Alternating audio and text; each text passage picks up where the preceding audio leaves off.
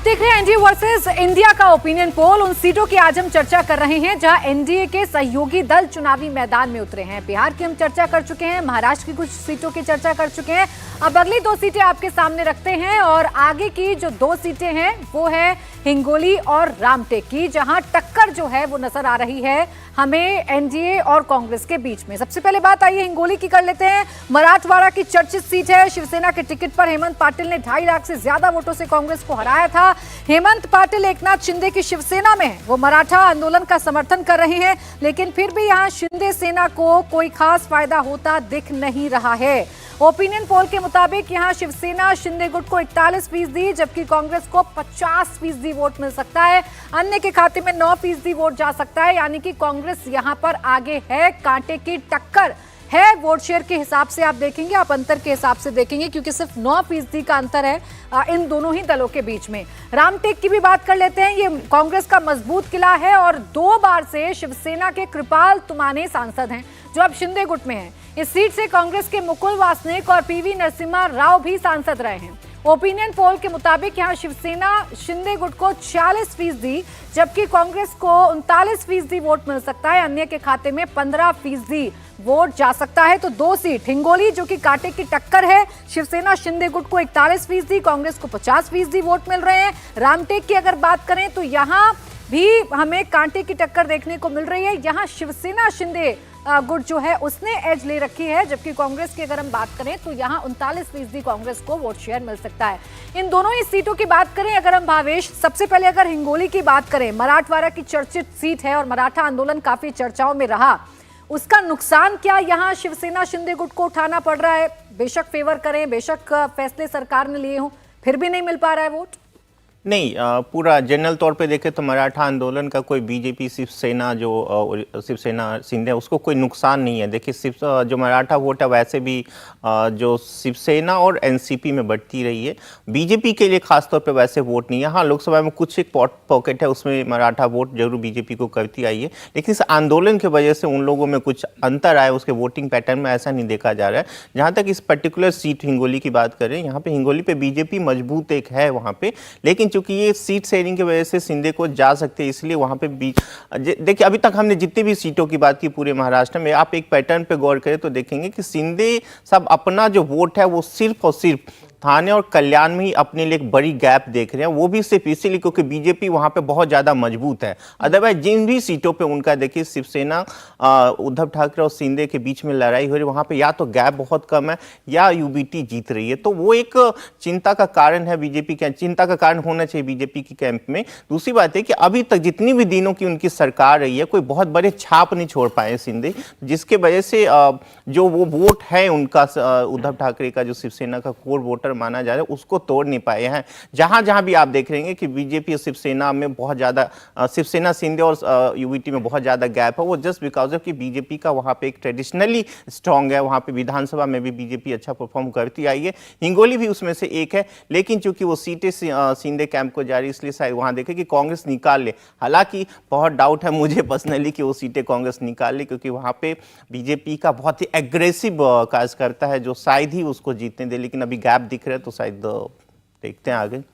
यानी एकनाथ शिंदे जो हैं वो अकेले अपने दम पर, शांतनु जी, कुछ हासिल नहीं कर पा रहे हैं, बहुत ज्यादा फायदा वो एनडीए को पहुंचाए ऐसी स्थिति में नजर नहीं आ रहे। जी ठीक कह रहे हैं, जैसा भावेश जी ने कहा, जो उनकी कल्याण थाने की अपनी जो पुरानी सीटें हैं, जो भाजपा भी बहुत इंपॉर्टेंट, जो हरजी अभी कह के गए। देखिए अगर ऐसा देखेंगे 1.5-2 साल पहले जब उद्धव ठाकरे मुख्यमंत्री थे महाराष्ट्र के और बिहार के मुख्यमंत्री थे नीतीश कुमार महागठबंधन से, तो एक तरह से राइट ऑफ हो चुके थे 2 स्टेट बीजेपी के लिए। राइट ऑफ मतलब कि यहाँ पे 15-20 पे सिमट जाएगी। तो अभी जो आ गया वो तो मैनेजमेंट है कि अब आपने नीतीश कुमार को अपनी तरफ कर लिया, अब आपने शिंदे के 2 फाड़ कर दिए, एक शिंदे के आ गया, एनसीपी के 2 फाड़ हो गए। तो ये तो मैनेजमेंट है, और मैनेजमेंट के बाद अगर वो दोनों ही स्टेट्स में अच्छी स्थिति में पहुंच पा रही है तो मेरे ख्याल से एक तो ये मेक ओवर है। तो ये दोनों स्थिति 1.5-2 साल पहले काफी बुरी थी, तो भाजपा के लिहाज से वो इस तरह से देख रही है, जहां वो इतने बुरे हाल पे खड़े थे अब वो काफी मैनेजेबल हाथ में है। तो ठीक है, 2-3 सीट कम होंगी भी तो वो यूपी पूरी कर देगा। उत्तर प्रदेश से उम्मीदें हैं, लेकिन महाराष्ट्र से भारतीय जनता पार्टी उम्मीद इसलिए लगा रही है क्योंकि इस बार एनडीए 400 प्लस का टारगेट लेकर चल रही है। महाराष्ट्र में सबसे ज्यादा सियासी उलटफेर देखने को मिला। एक तरफ शिंदे और उद्धव गुट में शिवसेना बढ़ गई, तो वहीं चाचा भतीजे में भी एनसीपी जो है वो बढ़ती हुई नजर आई। आगे आपको चाचा शरद पवार और भतीजे अजीत पवार के फाइट की टक्कर वाली जो सीटें हैं, जहां पर इन दोनों की फाइट है, वो 4 सीटें दिखाते हैं। बारामती और रायगढ़ की आइए सबसे पहले बात कर लेते हैं। रायगढ़ की अगर बात करें तो एनसीपी अजीत गुट के प्रदेश अध्यक्ष सुनील तटकरे यहां पर सांसद हैं। इसके अलावा अगर आप बारामती की बात करेंगे तो ये सबसे इंटरेस्टिंग सीट नजर आ रही है, क्योंकि यहां पर जो लड़ाई है वो परिवार की लड़ाई होती नजर आएगी। पवार परिवार का ये पावर सेंटर है। लगातार 11 बार से सीट एनसीपी के खाते में जा रही है। बीते 3 चुनावों से सुप्रिया सुले यहां से सांसद हैं, शरद पवार की बेटी। उससे पहले 6 बार शरद पवार यहां से सांसद रहे हैं। और अभी जो बारामती में फाइट नजर आ रही है वो ये कि कांटे की टक्कर है, लेकिन जो एज है वो एनसीपी अजीत पवार गुट को है। और यहां पर चाचा की पार्टी जो है वो थोड़ी सी पिछड़ रही है, लेकिन अगर आप अंतर देखेंगे वोट शेयर में तो सिर्फ 3% का गैप नजर आता है हमें। एनसीपी अजीत पवार गुट जो है 49% वोट मिल सकता है, जबकि एनसीपी शरद पवार गुट की आप बात करेंगे तो 40% वोट शरद पवार गुट को मिल सकता है। कांटे की टक्कर हमें बारामती में देखने को मिल रही है। देखिए, सुप्रिया सुले भी यहां से चुनावी मैदान में हो सकती है। कोशिश ये की जा रही है कि परिवार वर्सेस परिवार की फाइट जो है वो ना हो जाए, क्योंकि चर्चा है कि अजीत पवार की जो पत्नी है वो यहां से चुनावी मैदान में आ सकती हैं। उधर अगर सुप्रिया सुले भी चुनावी मैदान में उतरेंगी तो मुकाबला दिलचस्प होगा। लेकिन फिलहाल अजीत पवार जो हैं वो इस सीट पर एज में है। 49% वोट जो है उनके साथ जा सकता है। इसी तरह अगर आप बात बताऊं, बारामती सीट में क्या है कि बारामती सीट वैसे तो शरद पवार साहब की सीट है, एनसीपी की सीट है, लेकिन एनसीपी का सारा कामकाज और खासतौर से जो कोऑपरेटिव का जो काम है वो अजीत पवार ही देख रहे थे इतने लंबे समय से।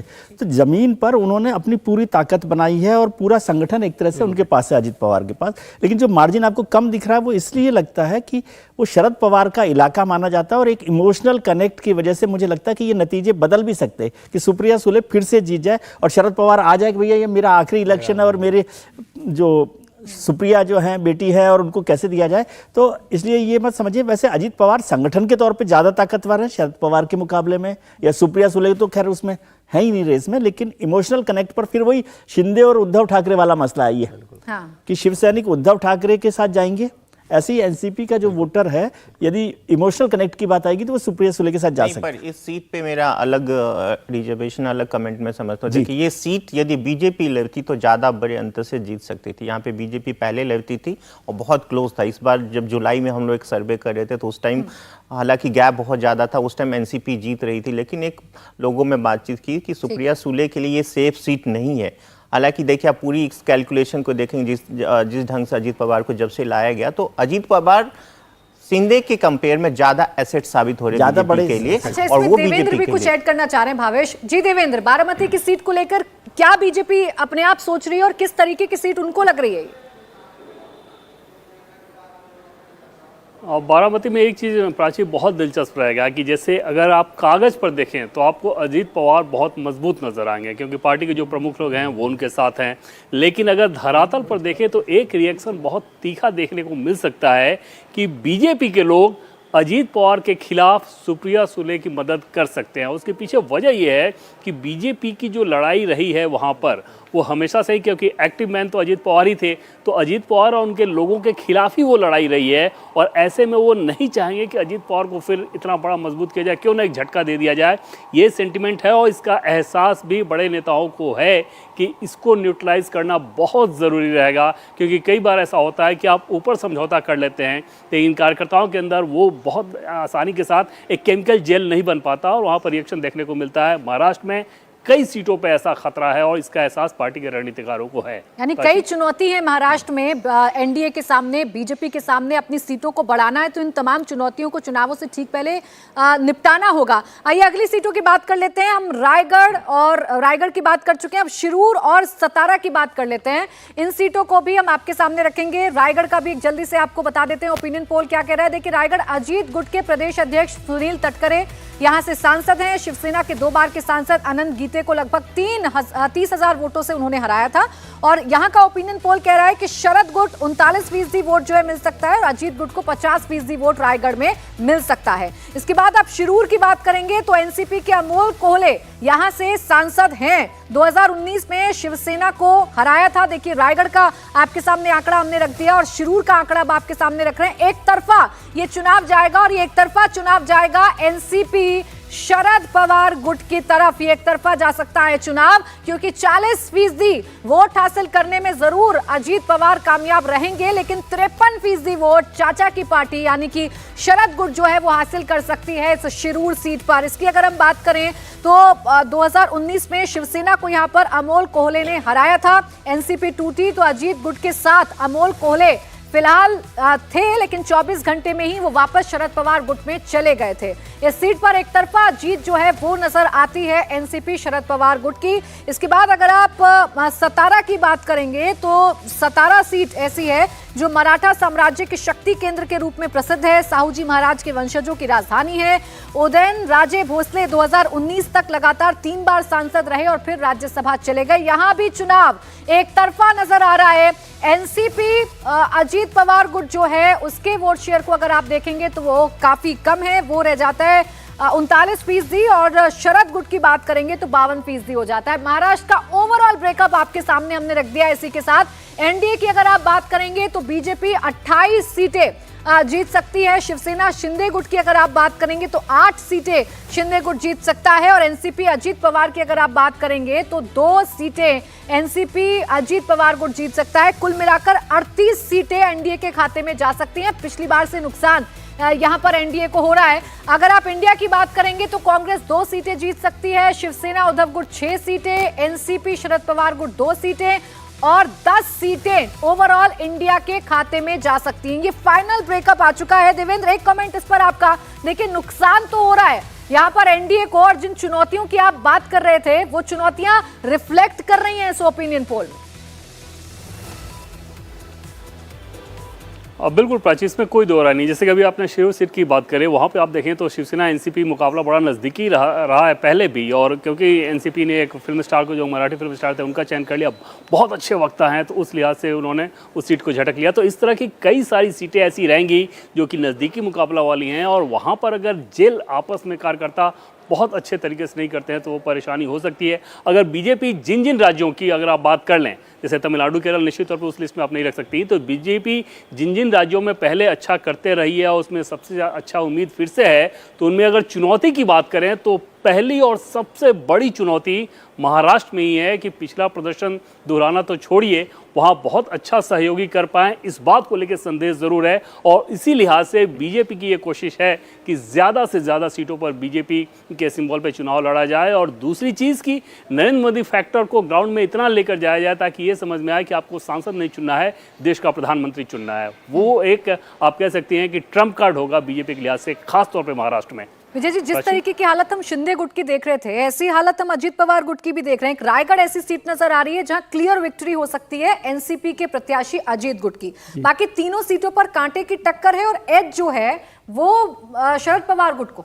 बिल्कुल ठीक बात है, लेकिन प्राची, महाराष्ट्र में जो एनडीए गठबंधन है उसकी कमजोर कड़ी है शिंदे गुट, उसी से उनका नुकसान होगा। मतलब वो भरपाई नहीं कर सकते, हालांकि फायदा ही होगा बीजेपी को तो, क्योंकि कुछ सीटें बढ़ी जाएंगी, चाहे वो 4 सीट बढ़े, 3 सीट बढ़े, और एनसीपी की। लेकिन एनसीपी अजीत पवार जो है वो उनके लिए घाटे का सौदा नहीं रहे, वो उनको मदद कर सकते हैं। लेकिन शिवसेना शिंदे से जितनी उम्मीद उनको थी, जो उद्धव ठाकरे के साथ जो एक पिछला जो रिकॉर्ड था, वहाँ नहीं पहुँच रहे, और इसलिए मुझे 38 तक पहुँचना भी बीजेपी के लिए थोड़ा सा मुश्किल काम लग रहा है।